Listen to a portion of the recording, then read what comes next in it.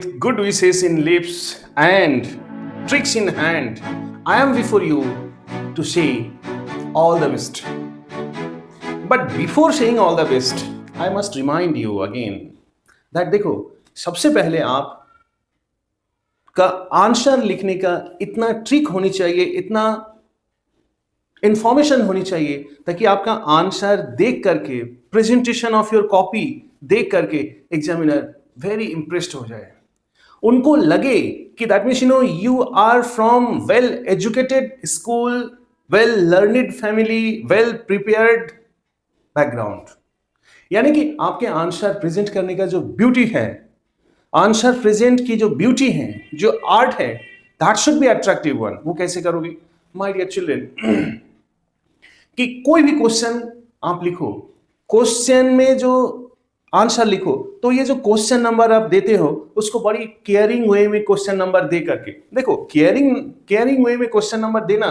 और फिर देखो सपोज कि आपकी मार्जिन लाइन है, क्वेश्चन नंबर 13, तो ये आपका हो गया केयरिंग टच। बट अभी है कि क्वेश्चन नंबर 20 आप ऐसे करके जो मार्क दे रहे हो, तो this is not caring presentations. Rather question number आप इसको ऐसे करके that means attaching to this is called caring marking. फिर answer word that means total answer आप दिस साइड में लिखो। After each answer you must keep one line space, okay. Right hand side में बेटा आप जगह ज्यादा छोड़ दो, ठीक है। तो this way beauty of copy presentation must be maintained. और एक चीज है जनरली जहां पे टीचर्स गेट इरिटेटेड, क्या है कि आपका passage one section, there are 3 sections ना, तो 1 सेक्शन का क्वेश्चन आंसर करे बिना आप नेक्स्ट सेक्शन में एंट्री मार देते हो। ये this is very much blunder by committed by students. ये मत करना आप। फिर सबसे पहले देखो स्कोरिंग पार्ट आपका कितना भी वो कर लो, अनसीन पैसेज ही स्कोरिंग पार्ट है, क्योंकि इजीली और leniently this passage is evaluated, ज्यादा इसमें क्रिटिकल नहीं होते हैं। Now come back to that next part, writing part. तो राइटिंग पार्ट में भी बिल्कुल वही चीज है। तो एक क्वेश्चन नंबर दो और फिर उसको कोशिश करो कि हर writing should be started with the beginning page, beginning line. मान लो कोई राइटिंग करते करते आपको 50% स्पेस मिल गया ना, बट वो 50% स्पेस से आप जगह दैट मींस नेक्स्ट क्वेश्चन मत स्टार्ट करो, no need. Beauty of copy should be maintained. Presentation should be attractive ones. You must keep in mind. अच्छा, कोई haphazardly या फिर कोई बहुत ही carelessly मार्क मत करो फिर, राइट। नेक्स्ट अब third section that means literature part. तो लिटरेचर पार्ट में भी बेटा बिल्कुल यही प्रोसेस फॉलो करनी है। सेक्शन से अलग दैट मींस 1 सेक्शन का अगर क्वेश्चन कंप्लीट नहीं हुआ है, कहीं वो क्वेश्चन आपको नहीं आ रही है, and now you are to do the next questions from next sections, तो देन उसके लिए आप जगह छोड़ के आगे भागो। अब आ जाओ फिर कि कैसे ancient पैसेज को हैक करोगे। ancient passage my dear children, there are 2 passages. 12 mark का एक पैसेज है और 10 मार्क का एक पैसेज है, ठीक है। तो देखो यहां पे आप generally most of the children tells कि सर इसमें ज्यादा टाइम वेस्टेड हो जाता है। एक लास्ट ट्रिक्स आप ले जाओ, और वो है यहां पे मान लो आपके क्वेश्चंस हैं, ठीक है। एक सीरीज ऑफ क्वेश्चन दिए रखा है, ये आपका पैसेज है, और ये question number 1, question number 1, question number B, question number C. तो आप क्या करोगे, क्वेश्चन सबसे पहले जैसे आंसर जैसे आपको क्वेश्चन पेपर मिला ना, तो देन व्हाट यू डू, ये क्वेश्चन को उठा करके आप यहां से स्टार्ट करो। दैट मींस अरे इसका वर्ड्स कहां, अच्छा इसको मैच कर दो। And now question number, take the question number B. Question number B का वर्ड ये सही है, ठीक है। तो आपका जो है वर्टिकल स्क्रॉलिंग ऐसे होना चाहिए, पेन पेंसिल लेके ऐसे जो है आप ढूंढो। You are not to go with horizontal word by word scrolling करने की जरूरत नहीं है। इसमें टाइम ज्यादा टेकिंग होता है, इसमें एनर्जी ज्यादा वेस्ट होता है, कंफ्यूज ज्यादा होते हो आप। आपको बस क्या करना है, लिटरेरी कॉम्पिटेंसी नहीं दिखाना है आपको यहाँ पे। बस आपको ये दिखाना है कि that means whether you are able to find out the questions, answers, वो वर्ड्स पिकअप कर पा रहे हो या नहीं।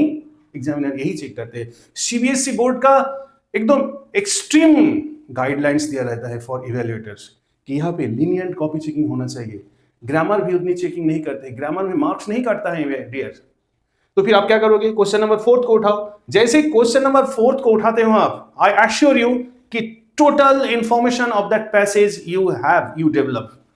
इस पैसेज में क्या कहना चाह रहे हैं, 4 नंबर क्वेश्चन उठाते, 5 नंबर क्वेश्चन उठाते आपको सारे इंफॉर्मेशन क्लियर हो जाता है। 3-4 बार आप स्क्रॉलिंग कर दो top to bottom, information clear. I assure you बेटा, इसी तरह बेटा एक क्वेश्चन सिर्फ डिफिकल्ट हो सकता है, दैट क्वेश्चन, एक क्वेश्चन दिया जा रहा है असर्शन एंड रीजन, इस पे थोड़ा सा बेटा अलर्ट माइंड के साथ देखना है। एंड नाउ नेक्स्ट पैसेज भी बिल्कुल आप इसी तरह प्रेजेंट करो। आपको मैक्सिमम 10 मिनट से 20 मिनट के अंदर दोनों पैसेज कंप्लीट हो जाएगा। आप क्या करोगे, जब आपको पेपर रीडिंग टाइम मिलता है ना, तो पेपर रीडिंग टाइम में अक्सर मेरे क्लास के बच्चे क्या करते हैं, उसी टाइम में ये दोनों पैसेज को सॉल्व कर लेते हैं।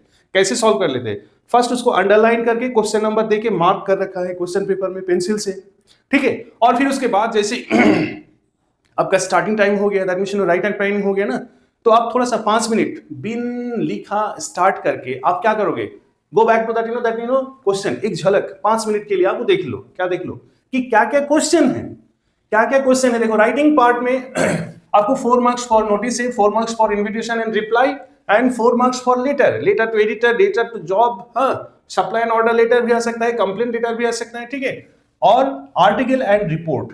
तो माय डियर चिल्ड्रंस देखो ये तो कंपलसरी है, ये भी कंपलसरी है, ठीक है। लेटर में आप चाहो तो लास्ट ट्रिक्स हम बता रहे हैं, एडिटोरियल लेटर फॉलो करना, क्योंकि शॉर्ट वे में आपको idea you can present. Job letter में जाओगे तो जॉब लेटर थोड़ी सी लेंथी टाइप है, बट अगर जॉब लेटर में इफ यू फील कॉन्फिडेंस तो देन जॉब लेटर को करो आप। ओके नाउ इसके सारे एडमिशन जो फॉर्मूला और ट्रिक्स है, कहां पे क्या स्कोरिंग है, एक्यूरेसी क्या है, कंटेंट पॉइंट क्या है, इसके लिए मैं अपना वन शॉट वीडियो में जो डाल रखा हूं डिस्क्रिप्शन बॉक्स में दे रहा हूं, हाँ, और एक बार आप जरूर देख लीजिएगा। ये सारी चीज, सारे इंफॉर्मेशन, सारे वीडियो, सारे ट्रिक्स वाली ये writing part, one shot writing part आप ही के लिए बनाया हूं, ठीक है। आ जाओ, come back to that literature part. Literature part में देखो एक्सट्रैक्ट विद क्वेश्चंस, 3 क्वेश्चन आती है, ठीक है, और ईच क्वेश्चन में ऑप्शन दिया रहता है, ठीक है। नाउ पोएम के एक्सट्रैक्ट में से 6 क्वेश्चंस, ओके, देन फ्लेमिंगो की जितनी सारी प्रोज है उसमें से एक क्वेश्चन से एक्सट्रैक्ट है, and then from Vistas book 4 mark का एक्सट्रैक्ट है फ्रॉम ऑल द चैप्टर्स। आ जाओ, शॉर्ट टाइप क्वेश्चंस 2 मार्क का 5 क्वेश्चन करनी है, that means and that comes from Flamingo book, and then comes short question type from Vistas book, 2 करनी है आपको 3 में से, ठीक है, and then comes long type question 5 marks each. अच्छा, पहला सेकंड लॉन्ग क्वेश्चन है बेटा, sorry second last long question है, that comes from Flamingo book, 5 marks का है, और last long questions come from Vistas books. Okay, तो इस शॉर्ट क्वेश्चन के लिए भी लास्ट वीडियो मैंने दे रखा हूं, और मैंने इसको डिस्क्रिप्शन बॉक्स में दे रहा हूं, ठीक है।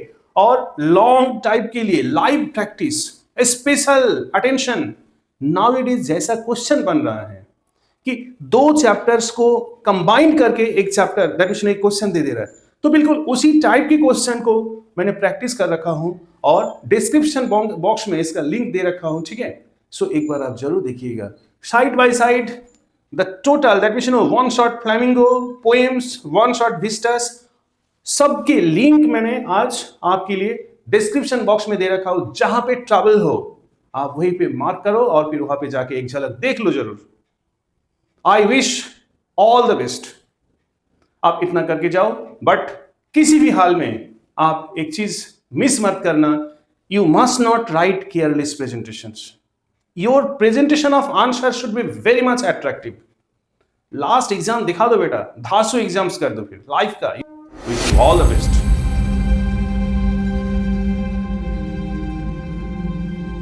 Finally the most probable and most important questions for 2026 के लिए आपके सामने, ठीक है। तो ऐसे जो लॉन्ग क्वेश्चंस हैं, तो लॉन्ग क्वेश्चंस कैसे हैं, and you know how many words you are to write and what are the introductory lines you are to. So एक लाइव एग्जांपल के साथ मैं आपके सामने हूं, ठीक है। देखो फर्स्ट स्टोरी आप ले लो, that means the story, the third level presents the mixture of time and space.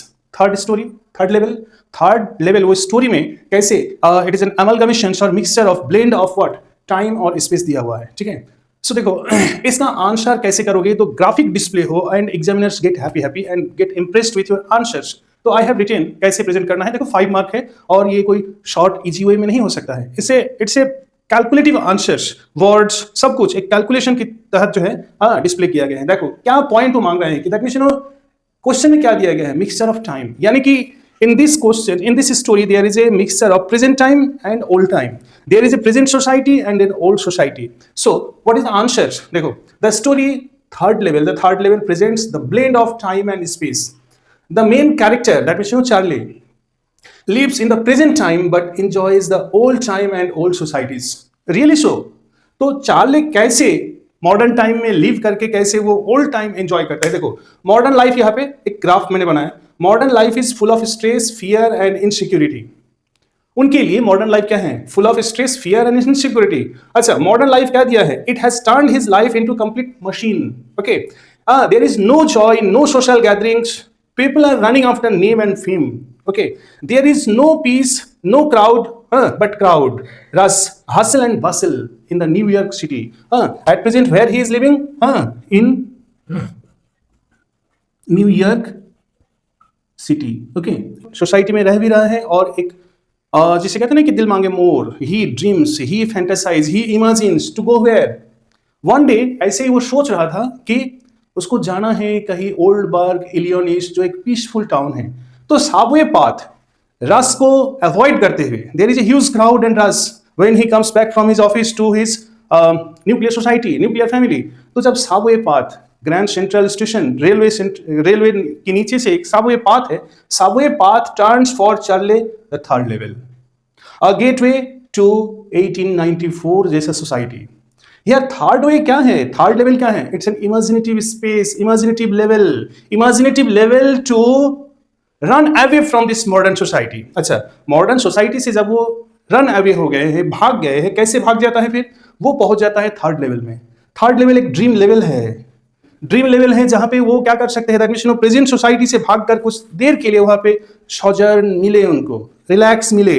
तो जैसे वो बेटा कहाँ पे थर्ड लेवल पे पहुंचता है, third level again I am telling, third level एक इमेजिनेटिव लेवल है। और वो साबवे पाथ से जैसे ऑफिस से रिटर्निंग वे में जा रहे हैं, दैट मींस घर जाते वक्त उनको जो है लगा, क्यों लगा, क्योंकि वहां पे जाते ही उनका जो थिंकिंग लेवल है, ड्रीम लेवल है, वो ड्रीम लेवल उनको कहीं ना कहीं क्या हो गया, उनके सामने कुछ विजुअलाइजेशन दिखने लगा। क्या दिखा था कि देखा था कि that means it was looking like old gas light से, ओल्ड फैशन क्लोथिंग सब मेन एंड वीमेन है, ब्रास स्फिट्यून से and funnel shaped locomotives are there. वहां पे जितने सारे जो गैस लाइट्स लगी हुई है, ओल्ड फनल शेप है, लोग जो है डार्बी हैट पहन के हैं, हाई हील शूज पहन करके, ज्यादा बिग शूज पहन करके हैं, मॉडर्न स्लीव क्लोथ्स पहन करके वीमेन लोग जो है चल रहे हैं ना। तो that was of old times, okay, totally different from modern life. आ जाओ गेल्सबर्ग इलियोनिस के बारे में वो सोच रहा था। गेल्सबर्ग इलियोनिस एक सोसाइटी है, एक प्लेस है। देखो वो लिव कर रहा है मॉडर्न टाइम में कहां पे, न्यूयॉर्क सिटी। लेकिन वो सपने में क्या सोचता है, सपने में यही सोचता है that means Galesburg Illinois is a peaceful town, the same America में ही है अभी। लेकिन वहां के लोगों की जो दैट मींस जब ये 1894 या 1890 के आसपास आप जाओगे तो फिर वहां पे दिखेगा ऐसे कंडीशन, ऐसे सोसाइटी हुआ करते थे। क्या करते थे, large frame houses, big lawns हैं, दैट मींस ग्रीन लॉन्स है और ह्यूज ट्रीज, ऐसा ट्रीज, बनियन ट्रीज, ऐसा ट्रीज है कि दैट मींस उसकी branches now reaching to the ground and उसका जो ब्रांचेस पकड़ करके छोटे छोटे बच्चे खेलते हैं, ठीक है। अच्छा और क्या है, the time of complete repose and relax leisure, means वहां पे ज्यादा वर्क प्रेशर नहीं था, उस सोसाइटी में ज्यादा वर्क प्रेशर नहीं है। आज जैसे आपके वर्क आपको भगाए जा रहे हैं ना, तो फिर वहां पे क्या करते थे, थोड़ी देर के लिए 4 घंटा 5 घंटा 8 घंटा वर्क करते थे और बाकी टाइम रिलैक्स करते थे। कैसे, men smoke cigars and women use palm leaf fans, और बगल में बैठ के दैट मींस मेंस जो रिलैक्स टाइम में सिगार पिया करते थे, ठीक है। So in this way you are to only this much point. Modern time का क्या स्टेटस है, मॉडर्न टाइम एक फुल ऑफ स्ट्रेस है, फियर है, insecurity. Time that means modern time में वो कहाँ रह रहे हैं, मॉडर्न टाइम में वो क्राउडेड सोसाइटी में, फुल ऑफ रश वाली सोसाइटी में, दैट मींस न्यूयॉर्क सोसाइटी में रह रहे हैं। अच्छा ओल्ड टाइम किस जगह की बात कर रहे हैं, वो एक ऐसा रेलवे स्टेशन जो कि उनके अनुसार थर्ड लेवल कहा गया है। और थर्ड लेवल पे लोगों को किस हालत में देखे, अच्छा वहां पे वो न्यूज़पेपर बॉय को भी देखा था, newspaper boy, that means the Guardian Times newspaper sale भी हो रहा था, राइट? अच्छा, और कौन सा सोसाइटी की बात कर रहे थे वो? That means this story presents that means Galesburg Illinois, जहाँ पे the time refers to complete leisure. So only these much answer words are enough for scoring 5 marks. And आप इस तरह प्रेजेंट करोगे तो that means examiners cannot able to deduct any marks. Okay, now come back to that next question from the same story क्या है? Third level is a story of escapisms from modern world. Escapisms from the modern world. ये third story एक ऐसा story है जहां पे main characters भागने की कोशिश करता है, ठीक है? तो भागने की कोशिश क्यों करता है? अच्छा चलो, ये क्वेश्चन को आंसर करने से पहले और एक क्वेश्चन हम समझेंगे तो फिर बेटर वी अंडरस्टैंड क्या है। The third level is a pure blend of reality and fantasy in the narration of the story. That means इस स्टोरी को ऐसे नैरेट किया गया है, that means there is a pure blend mixture of reality as well as fantasy. तो क्या है देखो, third level is a wonderful narrative story for it contains story inside story. एक स्टोरी के अंदर और एक स्टोरी है, और क्या है? Fantasy in real modern life. Modern life के अंदर क्या है? फैंटेसी है। So this way this story is rather wonderful narrations. तो देखो, इस आंसर का आपकी वर्डिंग्स कुछ डिफरेंट होगी then that of this ones. वो कैसे? दैट मीन्स दिस स्टोरी का स्टाइल है, स्टोरी प्रेजेंटेशन स्टाइल है। स्टोरी प्रेजेंटेशन कैसा है? That means in this story के अंदर स्टोरी है एंड रियल लाइफ के अंदर फैंटेसी है, ड्रीम है, इमेजिनेशन है। तो कैसे आप करोगे? रियल लाइफ कहां तक है? रियल लाइफ में needs identity, popularity, name and fame, ठीक है? To become a great achiever we specially Charlie has turned himself into machines doing over duty and more work, more outcomes, more work, the more work means the more outcomes. तो यही फंडा उनके दिल दिमाग में बैठा हुआ है, ठीक है? And there is a no means of joy और entertainment.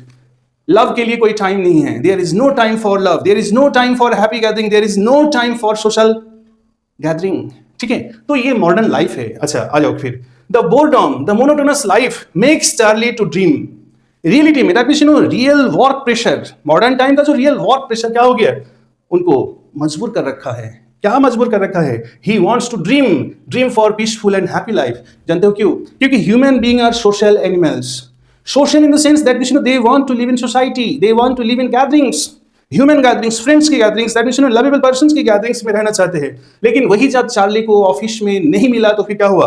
He starts dreaming, sitting in the chair. Multinational company में sitting in the chair he starts dreaming. और वो ड्रीमिंग कहाँ जाता है? That means there is no time to drop actions but fantasy.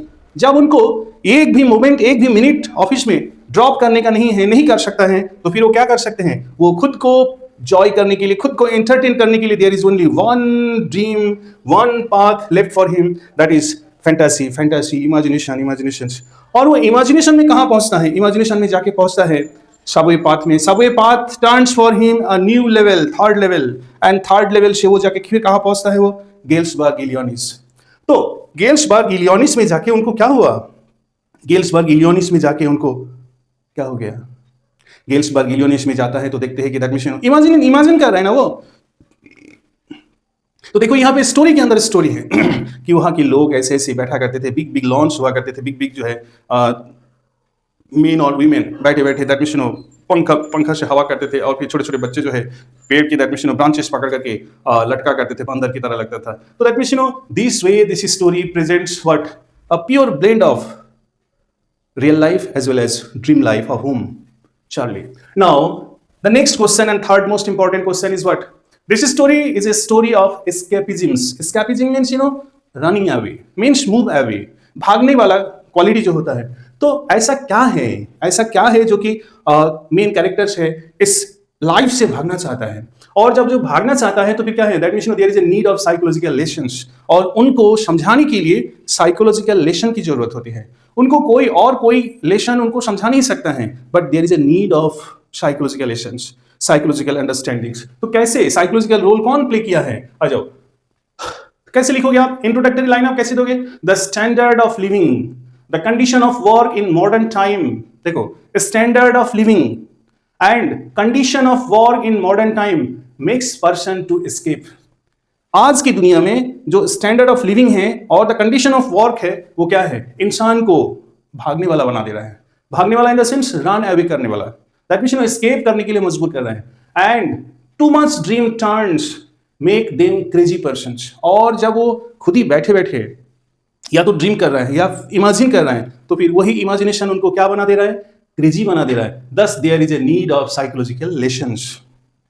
आगे समझ में आ जाओ। इतना आपको क्या करना है, इंट्रोडक्शन देना है। आ जाओ।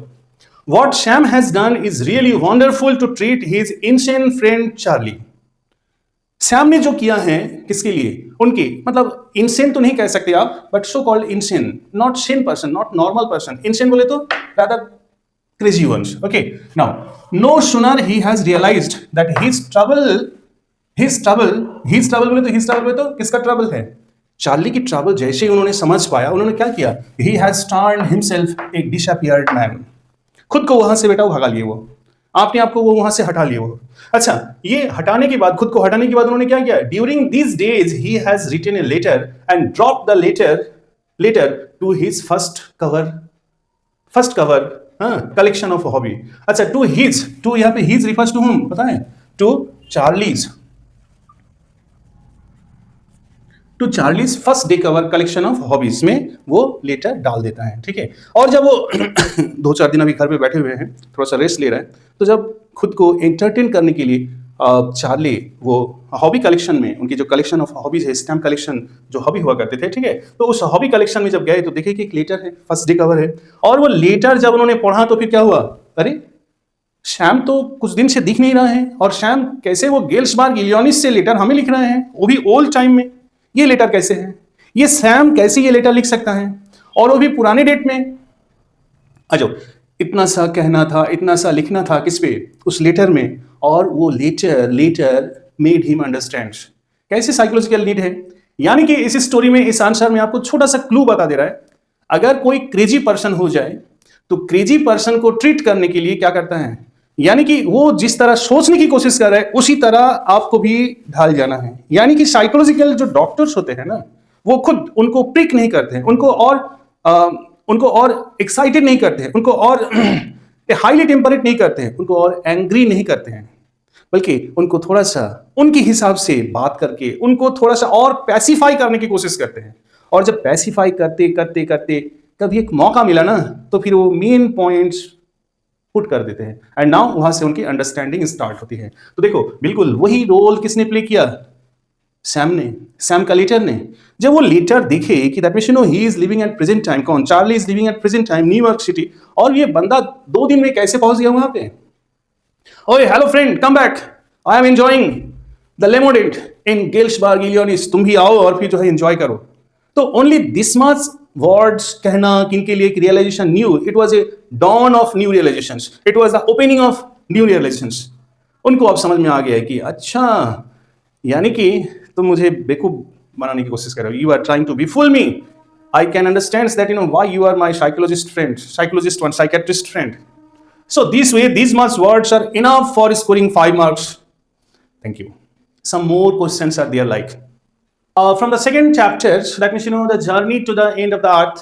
क्या क्या क्वेश्चन आ सकते हैं, और मैंने 2-3 स्टोरी को स्किप कर रहा हूं इसीलिए कि लास्ट ईयर वो दोनों स्टोरी का जो है क्वेश्चन आ चुका है, but this chapter is very important one, and the last chapter that means memories of childhood, that is very important one. तो यहाँ से कुछ ऐसा क्वेश्चन हम लोग करेंगे, आंसर करेंगे, जो कि we can be able to answers. जैसा भी क्वेश्चन आएगा from this chapter, I assure you can solve. क्या क्वेश्चन है, द फर्स्ट क्वेश्चन, देखो, तो यही वर्डिंग्स को बेटा आप यहाँ पे इंट्रोडक्टरी लाइन में फिट कर दो। That means the story, the journey to the end of the earth presents past, present and future status of earth, and Antarctica is the planetary history. Okay, so what was the condition of that, the earth in the past time? According to the geological history, there was a supercontinent called Gondwana. आप इस story में पढ़ोगे तो फिर आपका ये है past status of earth. क्या हुआ करता था, that existed 650 million years ago. India and Antarctica were the same land mass. आज भारत और एंटार्क्टिका उस वक्त जो है सेम लैंड मास हुआ करते थे। और क्लाइमेट कंडीशन क्या था, climate condition was much warmer, too warm नहीं था, टू कोल्ड नहीं हुआ करते थे, right, same that means moderate temperatures and hosting a huge variety of flora and fauna. Okay, जैसे ही dinosaurs were wiped out and the age of mammals got underway, the land mass now forced to separate into countries. ये आपका past history कहा गया है, ठीक है, past time का status. Now at present status क्या है, हार्डली 1200 साल पहले से ह्यूमन इवोल्यूशन हुआ है। ह्यूमन इवोल्यूशन जब अर्थ में हुआ है तो फिर अर्थ में ये जो ह्यूमन बीइंग दैट पॉपुलेशन धीरे धीरे बढ़ता गया है। पॉपुलेशन तो बढ़ा है, लेकिन उसके साथ साथ जो ह्यूमन बीइंग डोमिनेट किए जा रहे हैं किस पर? नेचर पर, ओके, ग्रीनरी पर। Poet writer is telling that earth turns into a complete राकाश। राकाश means most ocean place, desolate place, right? आज की डेट में that means complete dominance over nature and rapid increase of population. Human population आज की date में इतना ज्यादा वो कर रहे हैं, इंक्रीज हो रहा है, और सर्वाइवल के लिए लोग कहां पे, किस चीज पे सहारा दैट मींस सपोर्ट किस चीज का है? नेचर का। तो नेचर को जब जो है यूज कर रहे हैं कौन? Human being. तो फिर इसका जो सोर्स ऑफ लिविंग है, सोर्स ऑफ रिसोर्सेस है, धीरे धीरे खत्म होते जा रहा है ना। और दूसरे एनिमल बर्ड्स तो धीरे धीरे जो है डिसअपियर होते जा रहे हैं। क्यों? We are cutting, we are deforesting greeneries, ठीक है? तो poet writer is telling there is a rapid increase of population turns limited resources and there is a burning of fossils that means कोयला, charcoal को जो burn करके हम लोग क्या बना दिए दैट मींस अर्थ के ऊपर में एक तो जो है ब्लैंकेट ऑफ कार्बन डाइऑक्साइड बना करके छोड़े हैं and makes the global temperature high. तो अगर यही कंडीशन रहा किसका? अर्थ का, आज भी पीपल अगर अंडरस्टैंड ना करे तो what future condition? If you now you are to write that until and unless people turns aware persons and there is no stoppage of this overuse of natural resources, then tomorrow this earth will not be fit for a healthy living conditions. So this is your answers. Now और एक question ले लो आप यहां से, and now the second questions, journey to the end of the earth addresses क्या है? The issue of climate change and impact of human activity on environment. ये एक बहुत इंपॉर्टेंट क्वेश्चन है। Human activity on this earth decides there will be a climate change और not. तो फिर कैसे होगा क्लाइमेट चेंज? आंसर देखो, climate change is a hotly debatable question. क्या है? Will West Antarctic ice sheet melt entirely? आ जाओ यहां पे क्या क्या पॉइंट्स आपको लिखना है। अंटार्कटिका कंटेन्स सिंपल इकोसिस्टम्स, ठीक है, and a lack of biodiversity will present how little change in environment can have a big impact, big, large, worse impact. Okay, आ जाओ।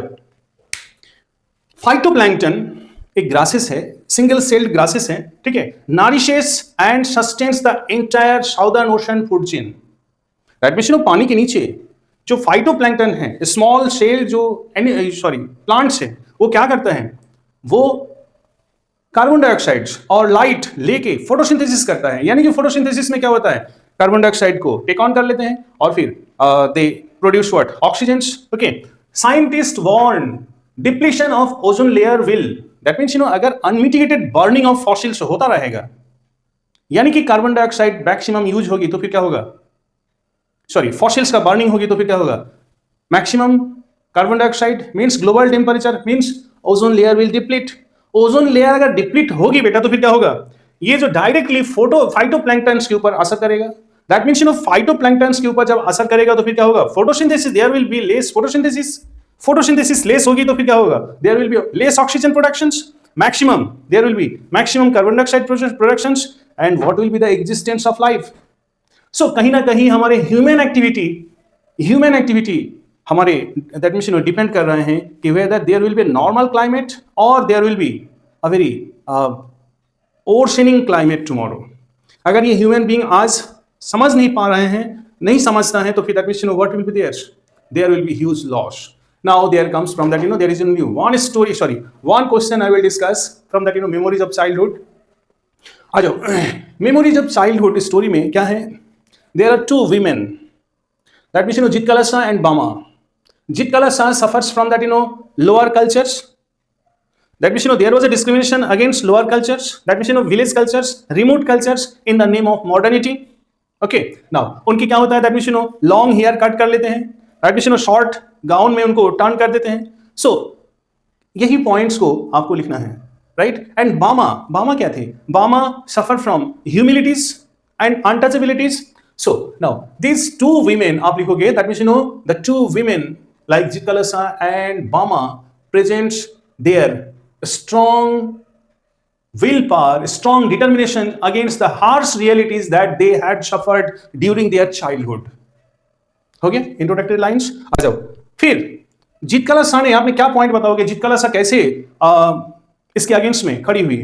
जितकलसा टर्न पॉलिटिकल एक्टिविस्ट अपना उस हार्श रियलिटीज को face करने के लिए बेटा क्या जरूरत है? लाइफ में स्टैंडर्ड अचीवमेंट जरूरत है। अचीवमेंट कहां से होगी, फिर कैसे होगी? अचीवमेंट के लिए बेटा हाईली क्वालिफाइड पर्सन बनना जरूरी है। तो दैट मीन्स जितकाला साहब from a remote village, American village से वो क्या बनी? एक पॉलिटिकल एक्टिविस्ट बनी, एक राइटर बनी। राइटर बनने के बाद उनके साथ जो है चाइल्डहुड लाइफ में जो चीज हुआ था उनकी अगेंस्ट में, उस इंसिडेंट्स के अगेंस्ट में अब वो बोलना शुरू की। Same condition Bama realized the painful status of their cultures. Lower class people suffered from untouchability.